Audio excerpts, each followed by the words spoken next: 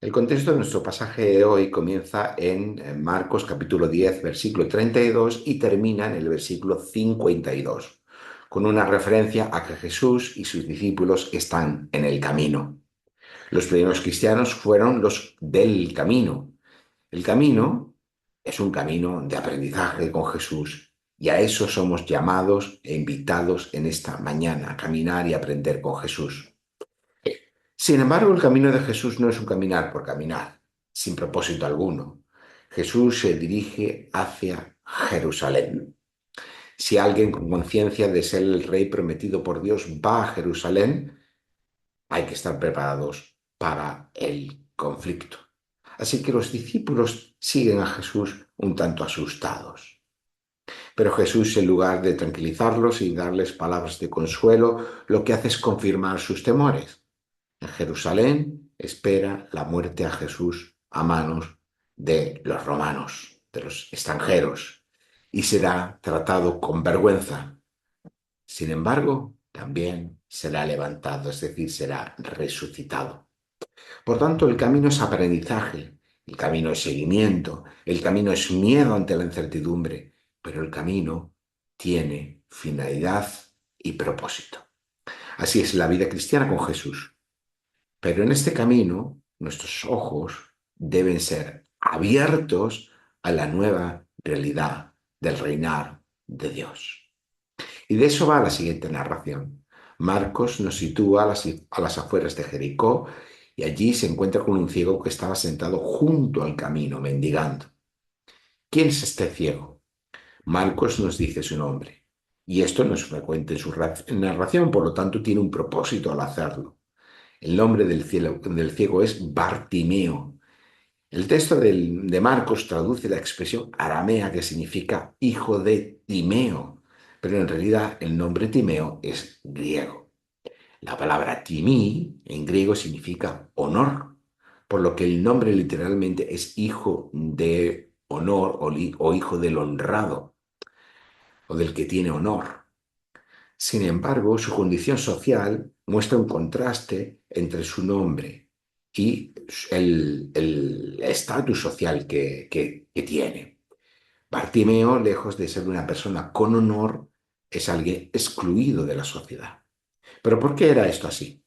La enfermedad en el siglo primero no era una cuestión médica como lo es para nosotros, con unas causas, unos síntomas y unas prescripciones para curarla, que es un poco nuestro concepto científico y moderno de la enfermedad. En aquella sociedad, la enfermedad era sobre todo una cuestión social. Como tantas otras esferas de la vida, tenía que ver con el mundo de significado compartido por su grupo social. ¿Y eso qué quiere decir? Pues que al ver a un ciego no se veía a un enfermo, sino que se le otorgaba el significado del hecho que se presuponía que había detrás de aquella situación. Y es que en aquella cultura se entendía que la vida de aquella persona había algún elemento de desorden, de mal o de pecado que inducía o que era la causa de aquella situación de ceguera. Por ejemplo, para los saduceos, que alguien fuera ciego suponía que él o sus padres habían pecado y tenemos un diálogo con Jesús en el Evangelio de Juan sobre este tema y por tanto su ceguera era la consecuencia de aquel pecado. La sociedad de Jesús estaba constituida por dos tradiciones culturales fundamentales. Por un lado, que son judíos y como tales, pues sus patrones de pensamiento y comportamiento vienen de la Torá, viene en este caso del Levítico, y con sus distinciones de lo puro y de lo impuro. Y por otro lado es una sociedad greco-romana y por tanto los conceptos de honor y vergüenza son los que imperan en las relaciones sociales vigentes en esta sociedad. Según la Torá, la realidad tiene un orden dado por Dios en la creación, tal y como lo entendieron los israelitas del antiguo Israel. Y todos los elementos que se desajustaban de ese orden caía bajo la categoría de lo impuro. Lo que estaba dentro del orden era puro.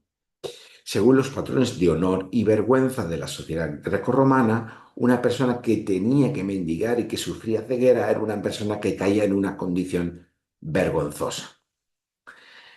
La manera de tratar aquella condición, ya fuera desde el Código del Levítico como desde los patrones de la sociedad grecorromana, era eliminar, excluir, marginar, sacar de la sociedad y ocultar aquello que constituía un elemento de desorden.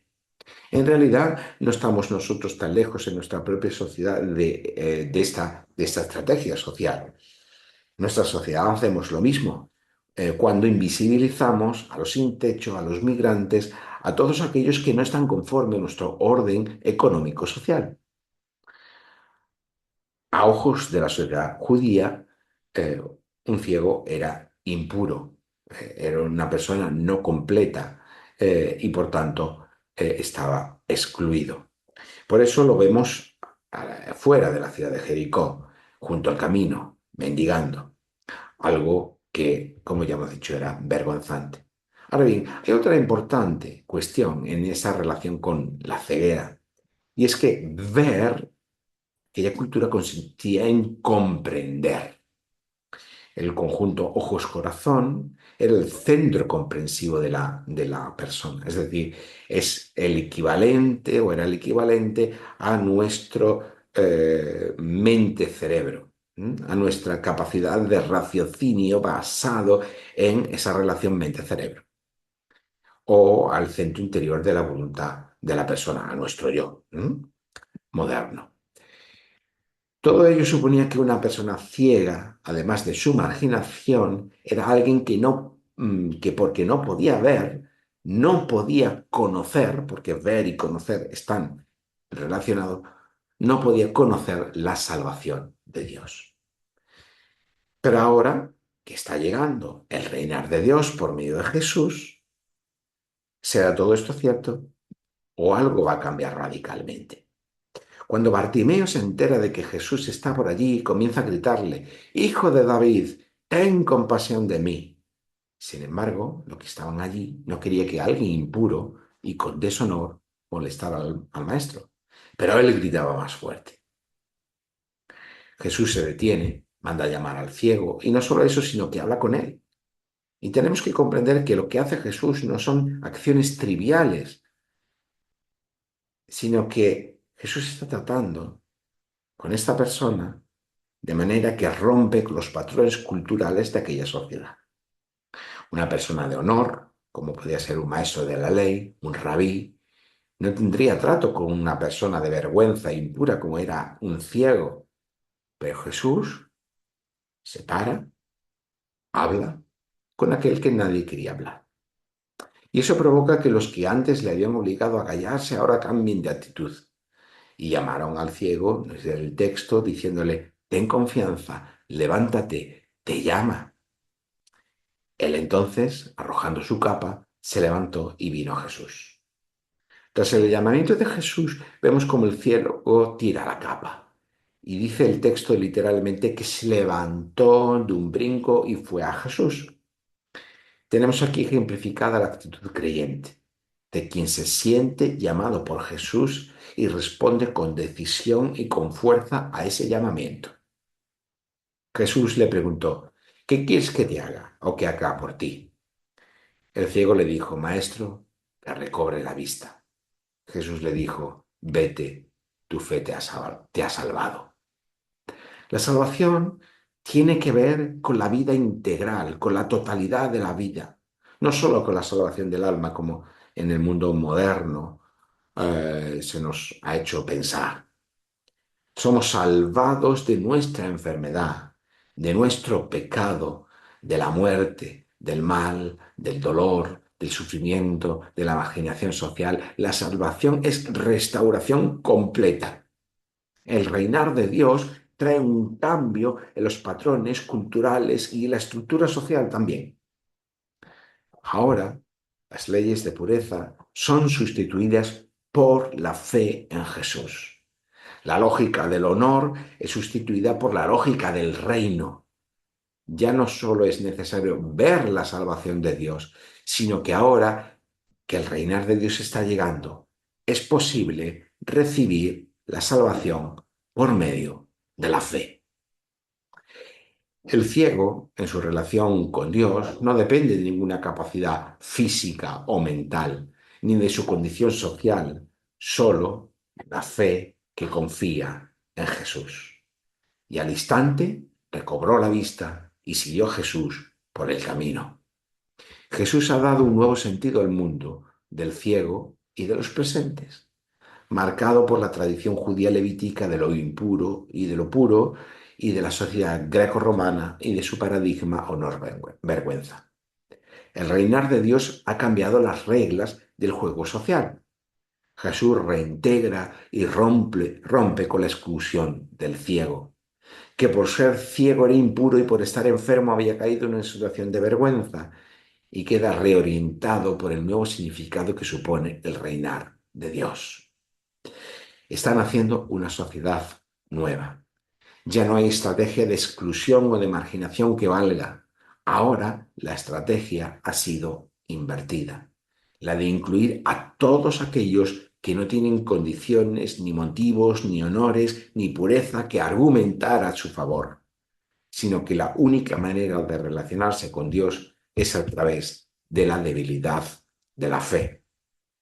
Y esto marca un claro contraste con el pasaje anterior a la curación de Bartimeo. En el camino a Jerusalén, Jacobo y Juan van a Jesús a pedirle algo. Y Jesús les pregunta, al igual que él le preguntó a Bartimeo, ¿qué queréis que haga por vosotros?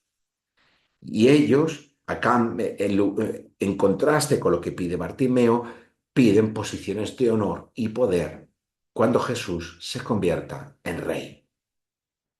Ellos todavía no han comprendido, todavía no son capaces de ver con claridad qué supone el reinar de Dios. Es necesario que sus ojos sean abiertos y su ceguera sea sanada.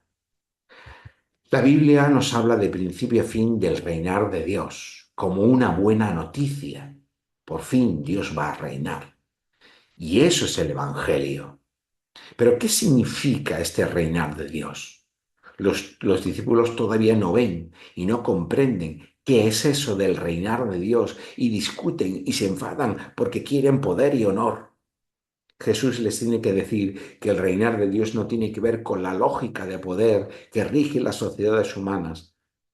Los que tienen el poder mandan y obligan a otros a servirles, pero no a ser así cuando Dios reine.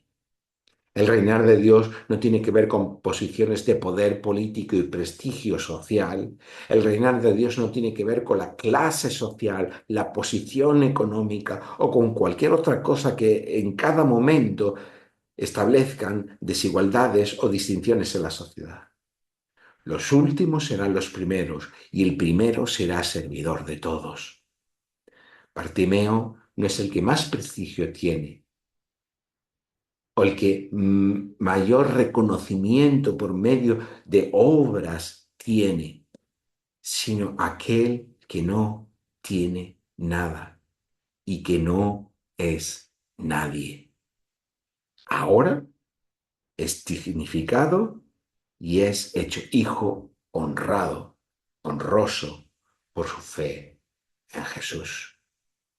El reinar de Dios que está predicando Jesús pone patas arriba los patrones culturales, las estructuras sociales y las relaciones de poder de cualquier sociedad, porque las sana, porque las arregla, porque en definitiva hace justicia. Por eso las primeras comunidades cristianas tuvieron muy claro que debían encarnar aquel reinar de Dios que Jesús les enseñó. No construimos el reino de Dios, es cierto, pero sí construimos para el reino de Dios, para cuando Dios reine. Hoy el Señor se ha detenido y nos ha mandado llamar y nos pregunta, ¿qué quieres que haga por ti? ¿Qué haremos nosotros? ¿Tiraremos nuestra capa y daremos un brinco para ir al encuentro del Señor? ¿Y qué vamos a responder? ¿Pediremos como Bartimeo recobrar la vista para ver el reinar de Dios? ¿O pediremos, como Jacobo y Juan, posiciones de prestigio y de poder? Debemos reflexionar cómo nuestras vidas y nuestro ser iglesia va a reflejar y a encarnar el reino de Dios.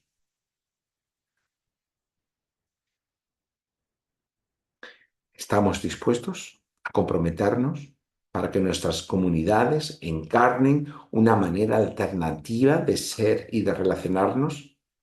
¿O nos vamos a conformar con seguir replicando las formas y los modos de relación de nuestra sociedad? Que el Señor nos ayude. Amén.